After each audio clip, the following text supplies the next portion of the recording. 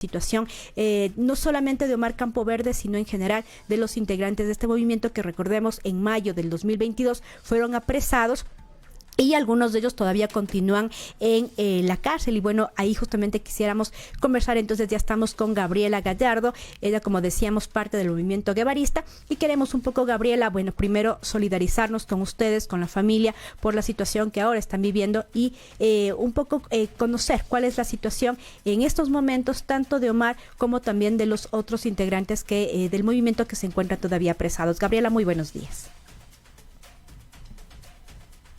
Muy buenos días con todos. Muchas gracias, como siempre, por brindarnos el espacio para poder conversar un poco, difundir la situación por la que llevamos ya atravesando casi un año y medio y que por lo general se complejiza mucho cuando hay crisis política en el país y esta vez no ha sido la excepción. Comentarles un poco sobre la situación de Omar.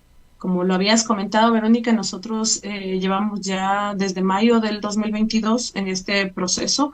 9 personas fuimos procesadas, de los cuales 3 fuimos sentenciados. Actualmente Omar, que se encuentra en la cárcel de La Tacunga, de máxima seguridad. En el caso de Carlos, que se encuentra en la cárcel del Inca, y mi persona, que me encuentro con arresto domiciliario desde hace un año más o menos, gracias a una acción de habeas corpus vinculado a mi situación personal de salud.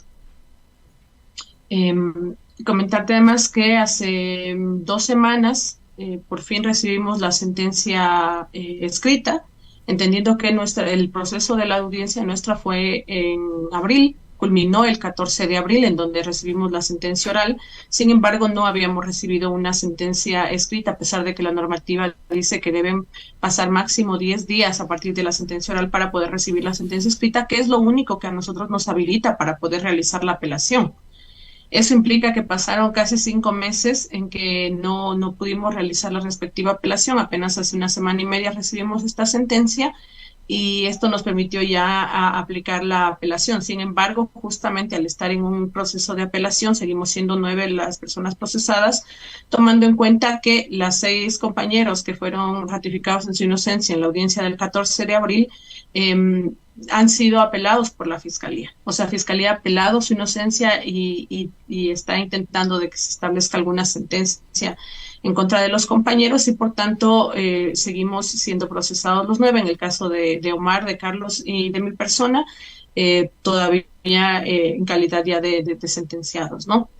Ahora, el tema es que al estar en estado de apelación significa que nosotros no tenemos ninguna sentencia ejecutoriada, que se llama, que es una vez que se ha agotado todas las instancias de apelación, Corte Provincial, Corte Nacional, y bueno, todo lo que implica las garantías penales que da el Estado ecuatoriano a las personas que estamos inmersos en un proceso judicial, lo que implica que el traslado de Omar tiene una serie de irregularidades.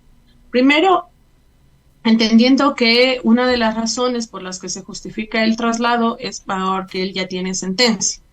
Pero, como digo, no es una sentencia ejecutoriada, cuando en el mismo reglamento del SNAI y en el Código Orgánico Integral Penal habla de que las personas en los centros de privación de libertad tienen que estar en un nivel de clasificación que tiene que ver justamente con tener una sentencia ejecutoriada o no, con un cierto puntaje vinculado a si son personas que requieren un pabellón de mínima, mediana o máxima seguridad, y bueno, algunas otras argumentaciones, además de la necesidad de que las personas que son trasladadas tienen que ser informados a sus familiares, o a algún familiar o a su abogado, o alguna situación de este tipo. Sin embargo, el día jueves en la noche, a la medianoche, para amanecer ya viernes, nosotros a través de un compañero de Omar, del Inca, recibimos un mensaje en donde nos informaba que él, junto a un poco de personas privadas de libertad que se encontraban ahí, fueron sacados de sus celdas y que no sabían a dónde iban a ser trasladados o qué es lo que pasaba con ellos. Nosotros estuvimos tratando de comunicarnos al centro del Inca, no recibimos respuesta, al SNAI tampoco recibimos respuesta. Al final, nosotros volvimos a tener noticias de Omar como al día y medio, 2 días casi.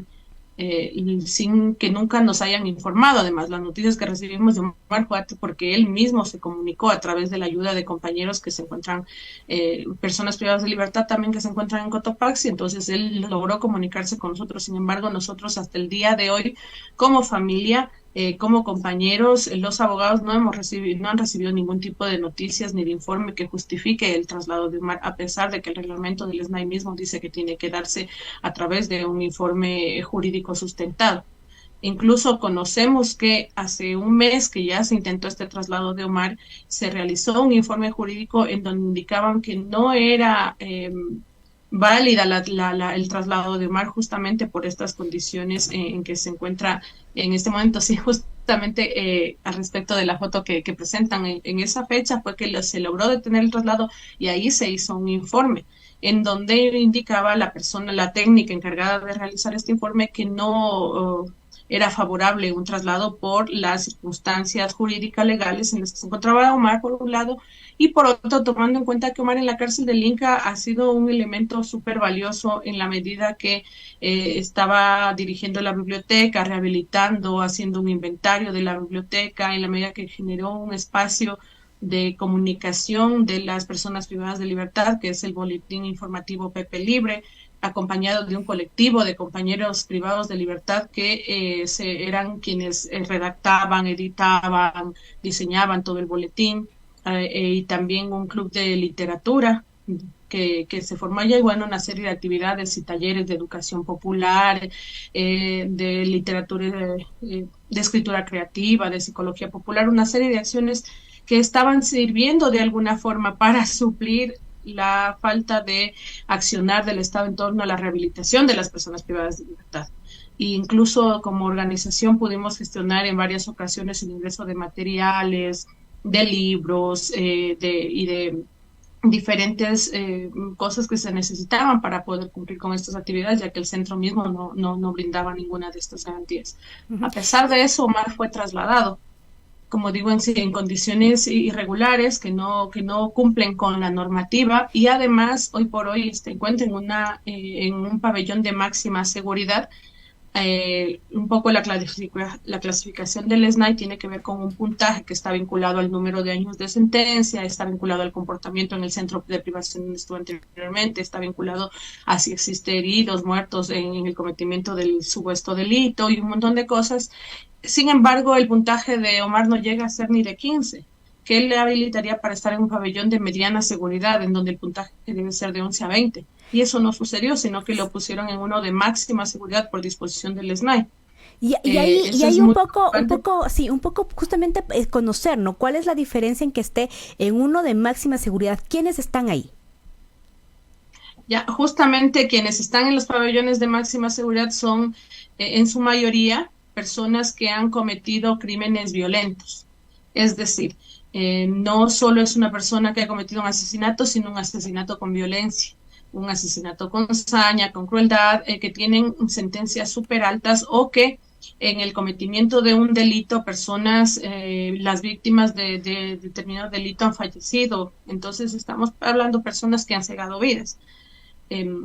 Nosotros realmente tenemos que reconocer que el sistema de rehabilitación social en este país no funciona, no existe tal rehabilitación. Por tanto, personas que están en los pabellones de máxima seguridad son personas sentenciadas a 30 años, a 25 años, a 36 años, que no están recibiendo un tratamiento para su rehabilitación, y que además, por las condiciones mismo de encierro y el tiempo de encierro, genera unas situaciones también de depresión, de estrés, que hace que el pabellón de máxima seguridad genere mayores riesgos, además de que son condiciones mucho más restrictivas que en el de mediana seguridad, por ejemplo, en cuanto a la posibilidad de salir a actividades, en cuanto a la posibilidad de realizar distintas acciones ahí, por un lado. Y por otro, yo creo que es importante mencionar también toda la parte humana que vive su familia, que vivimos nosotros. Omar y yo tenemos un hijo que normalmente le iba a visitar una vez al mes en el Inca. La familia de Omar es muy, muy humilde, y un viaje a la Tacunga, cuando yo estuve detenida allí en la Tacunga, yo recuerdo que mi familia me indicaba que era costosa, además de toda la planificación que implica, es perder un día completo en ir a la Tacunga, y un viaje que en promedio por persona sale más o menos $30. porque hay que madrugar, hay que estar allá a las 6 de la mañana, a veces a las 5, esperar horas, luego ingresar para 2, 3 horas y el regreso, entonces implica tal vez un desayuno, un almuerzo de las personas que van. Todo esto genera un gasto que para una familia de escasos recursos, el papá de Omar es trabajador de la construcción. Su mamá trabajó durante años como cocinera en una fundación que acompañaba a niños en situación de vulnerabilidad y hoy por hoy es ama de casa. Viven en un sector muy populoso y vulnerable de la ciudad. No generan, no tienen los ingresos para poder visitarlo. Entonces es como vulnerar varios derechos. O sea, primero el de, como decía, vinculado a la forma del traslado, pero también el derecho al acercamiento familiar que se llama, que es la posibilidad de que Omar pueda compartir con su familia, en este caso incluso con mi hijo.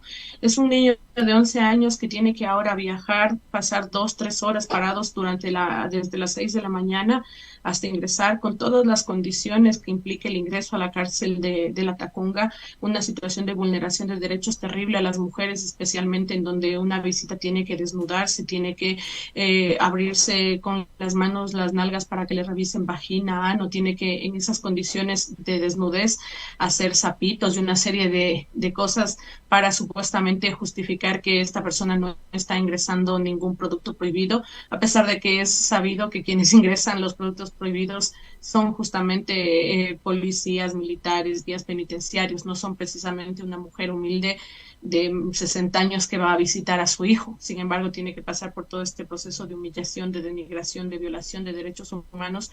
Y la SNAI, de alguna forma, lo que se justifica diciendo es que no hay presupuesto para maquinarias, para tecnología, para no tener que hacer esta revisión tan invasiva y violenta. Se justifica diciendo que no tocan a las mujeres, sino que ellas mismas tienen que abrirse sus genitales. Entonces, como no lo han tocado, no hay violación, no hay vulneración de derechos. Y un poco, digamos, para diferenciar la situación de Omar y de Carlos, los dos estaban en el Inca, pero finalmente, ¿por qué se traslada Omar y Carlos todavía permanece en el Inca, de lo que entiendo? Justamente no nos han dado ninguna justificación. El argumento supuestamente es la sentencia. El argumento es el número de años que tiene Omar, pero la sentencia de Omar y Carlos dista de 3 años. O sea, a la sentencia que le dieron a Carlos es de 13 años y la de Omar es de 16 años. No se justifica, no hay una justificación. Hay personas en el Inca con menos años que fueron trasladadas, entonces no hay una justificación para que no se haya dado el traslado de Carlos. Lo que nosotros estamos convencidos es que tiene una finalidad de hostigamiento y de dividir la organización que dentro de la cárcel del Inca se había logrado de alguna forma sostener actividades, hacer una acción social, que es lo que veníamos haciendo durante tantos años afuera también, y bajar un poco moralmente, el golpear emocionalmente la condición de Omar como líder, como fundador del movimiento guevarista Tierra y Libertad, y obviamente el cortar la posibilidad de este acompañamiento que se da cuando se encuentra entre compañeros de la misma organización, porque de lo contrario no hay una justificación que tenga ningún sentido. No es que Omar tenga un parte disciplinario, no tiene ningún tipo de informe que haga parecer que se justifique o que Omar estaba en algún tipo de riesgo o que representaba algún riesgo para la seguridad del Centro de Privación de Libertad del Inca. Ahora, ¿cuál es tu situación personal? Mencionabas que estás en un arresto domiciliario. Quisiéramos un poco graficar para que la gente un poco y que nos esté escuchando entienda mejor qué significa estar arrestada dentro de tu propia casa. Bueno, es una situación súper compleja porque yo tengo primero una custodia policial 24/7. Se trata de una policía que prácticamente vive en mi casa, que está armada además, uniformada, tomando en cuenta que yo vivo con un niño, con mi hijo de 11 años y con mi sobrino de 17 años, ¿no? Entonces, todo lo que implica emocionalmente para un niño el estar en esta condición, como digo, con una policía al lado armada todo el tiempo, eh, que además controla todo lo que hago y que cada tiempo hay situaciones de hostigamiento terribles, ¿no? Yo tengo que tomarme 2 fotografías al día cada vez que hay el cambio de custodia, tengo que salir en las condiciones que esté a tomarme una fotografía que luego es difundida por un chat de todo el circuito de policía de la 24 de mayo, y que pueden mirarme, ¿no? Que es una cosa, una invasión también a mi privacidad, a mi vida. No existe esto en ningún protocolo, no existe un protocolo vinculado a cómo funciona un arresto domiciliario. Sin embargo, es la decisión de que yo tengo que tomarme una foto a las 8 de la mañana, a las 8 de la noche, cuando hacen el cambio de custodia. Además de una serie de controles de personas que me visitan, tengo que, además de mi situación de salud, yo tengo un tumor cerebral, que fue la razón por la que me concedieron el habeas corpus. Hace que yo asista al médico al menos unas 4, 5, 6 veces al mes, a veces más. Y para cada salida al médico yo tengo que solicitar una autorización judicial, que implica hacer un escrito al juez, que el juez autorice, que emita este escrito a la policía y luego estar insistiendo, pidiendo a la policía que me lleven, porque a veces dicen que no hay vehículos, que se van a demorar, que llegamos tarde o algunas veces no me han llevado, o sea, cosas por el estilo, ¿no? Y a eso sumado a que en ocasiones hay, no sé, como situaciones de hostigamiento terribles, como por ejemplo deciden que X día van a dormir en la puerta de mi habitación, rompiendo toda privacidad, ¿no? Porque simplemente les parece que no es seguro el arresto, que tal vez vaya a querer escaparme, no sé, una serie de cosas que realmente pareciera que son condiciones mucho más cómodas que en la cárcel, sí, físicamente sí son más cómodas, psicológicamente no. Es súper complejo el tener una persona con la que no puedes ni conversar muy fuerte, que te visita porque está la policía pendiente de lo que haces, hace partes por cualquier entrevista que doy, por cualquier actividad que hago. Es súper complejo. Yo conozco varios casos de arrestos domiciliarios que no tienen este nivel de persecución, de hostigamiento. Sin embargo, al ser un tema político, en mi caso puntual es así. Y todo lo que eso genera a la afectación psicológica de mi hijo, de mi sobrino y de mi madre adulta mayor que vive también conmigo, porque nosotros somos solo los cuatro. Entonces, un poco el entender que son situaciones también duras, o sea, a pesar de que estoy en casa, eso también es una garantía de alguna manera para mi salud, porque en la cárcel mi salud se deterioró terriblemente el no poder acceder a atención médica. Tengo que reconocer que de alguna forma, con todos los esfuerzos que esto implica, acá estoy mucho mejor de salud, pero eso no limita todo el tema de hostigamiento y de presión psicológica que se ejerce sobre mí, sobre mi familia en este arresto domiciliario. ¿Y qué pasaría, digamos, en tu situación si es que esta apelación que se ha realizado y la sentencia finalmente queda en firme? ¿Qué pasaría contigo y ahora con este arresto domiciliario? Bueno, eso es algo que sería necesario denunciarlo y gracias por recordármelo, por hacerme esta pregunta. En la sentencia escrita que manda la jueza Fania Altamirano, que presidía el tribunal, indica que una vez que se haga la sentencia ejecutoriada, la sentencia en firme, tenemos que cumplir el arresto en un centro de privación de libertad y no plantea ninguna excepción. A pesar de que yo no tengo el arresto domiciliario como una medida sustitutiva a la privación de libertad en un centro de rehabilitación social. Mi arresto domiciliario está vinculado a un recurso de protección constitucional, que es mi derecho a la salud a través de un habeas corpus. Es decir, no debería decidir una jueza de primera instancia que terminar con este arresto domiciliario, porque lo mío está vinculado a una vulneración que ya se dio. El Estado vulneró mi derecho a la salud en el momento en que los 3 meses que yo estuve detenida en la cárcel de La Tacunga nunca recibí atención médica, no pude acceder a mi medicación que detiene el crecimiento de mi tumor, no tuve ningún tipo de control. Para hacerte una idea, durante esos 3 meses yo bajé 20 kilos en la cárcel, en 3 meses. Cuando salí tenía unas condiciones de salud terribles. No podía casi ni hacer ejercicio porque había perdido masa muscular, había perdido peso excesivamente. Entonces, a través de esto, de demostrar justamente esta vulneración, de demostrar que el sistema penitenciario no cuenta con la infraestructura, con el personal médico, con los medicamentos para poder atender una persona con una enfermedad como la mía, que es una enfermedad catastrófica y que ha sido ya catalogado dentro de varias sentencias que no son, las enfermedades catastróficas no son compatibles con la privación de libertad en un centro de rehabilitación social, habiendo demostrado que fue vulnerado este derecho, es que a mí me conceden el habeas corpus como una medida de protección constitucional frente a un derecho vulnerado. Es decir, no debería pasar esto. Sin embargo, la jueza y respetando todo esto, lo que hace es emitir una sentencia en donde indica que si nosotros perdemos la apelación, yo tendría que volver a un centro de privación de libertad con todos los riesgos que eso implica para mi salud. Y ya no estamos hablando solo de los riesgos que corren todas las personas privadas de libertad en la medida de la crisis penitenciaria que existe, de los amotinamientos, de las masacres, sino además un riesgo inminente que aun cuando no hubiera estas condiciones, puede terminar con mi vida, y que se demostró ya cuando yo estuve los 3 meses en la Tacunga misma. Y ya para ir finalizando, mencionabas hace un instante que la Fiscalía insiste en apelar la sentencia, principalmente de los otros procesados, de los otros integrantes del movimiento que también estaban involucrados en esto. ¿En base a qué la Fiscalía apela esto? Bueno, en el escrito no hay ninguna argumentación, simplemente indica que no está de acuerdo con que se haya ratificado en la inocencia a los 6 compañeros y que solicitan que se dé un dictamen acusatorio y una sentencia contra ellos también, que no dista mucho de lo que pasó en la audiencia, ¿no? En la audiencia de juicio que nosotros tuvimos en el mes de abril y que duró 8 días, una audiencia larguísima además, en donde Fiscalía lo que hizo es presentar un desfile de policías, de testigos, que lo único que dijeron es que nos seguían de manera irregular, porque una de las cosas conocidas de nuestro caso es que el Fiscalía inició un proceso de seguimiento sin contar con la autorización judicial para hacerlo, sin habernos informado que estábamos siendo investigados, violentando nuestro derecho a la legítima defensa.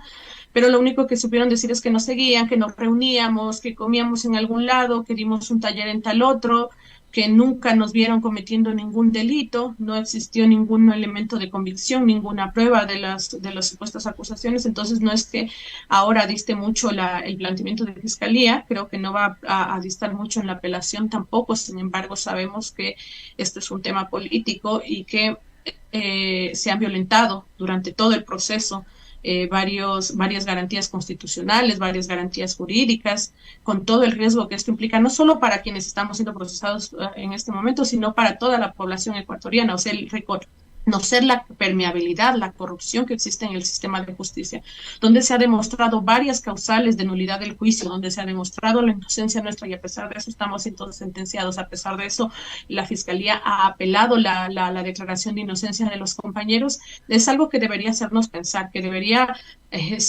hacernos sentir miedo, terror realmente, de saber que el día de hoy somos los miembros del movimiento guevarista, pero si permitimos que pase este tipo de irregularidades que son atroces, que son aterradoras, nunca antes vistas quizás en la historia de este siglo, por lo menos en los últimos 20 años, va a pasar el día de mañana con cualquier persona, porque lo que estamos es atentando contra la institucionalidad del sistema de justicia. Es decir, estamos permitiendo que haya una vulneración al debido proceso, a todas las garantías constitucionales que de alguna forma nos amparan como ecuatorianos, y que ha sido todo un proceso histórico estas garantías, ¿no? Entonces, no, como digo, no hay mucho argumento. Sin embargo, sí justamente esta falta de argumento debería preocuparnos, el saber que no existe pruebas, que no existen elementos de convicción para una sentencia, ni a quienes estamos sentenciados, y mucho menos para los compañeros que ya fueron notificados en inocencia. Bueno, Gabriela, muchísimas gracias por esta entrevista y nuevamente ratificar la solidaridad acá de parte de Wambra, de quienes hacemos este medio, al movimiento guevarista, y bueno, seguir insistiendo en señalar estas de alguna manera irregularidades que se presentan, como tú dices, en el sistema de justicia, y no solamente alrededor del movimiento guevarista, sino de otras personas que al final también han sido criminalizadas en varios contextos. Nuevamente nuestra solidaridad con ustedes. Buenos días. Muchas gracias, Verónica. Buenos días.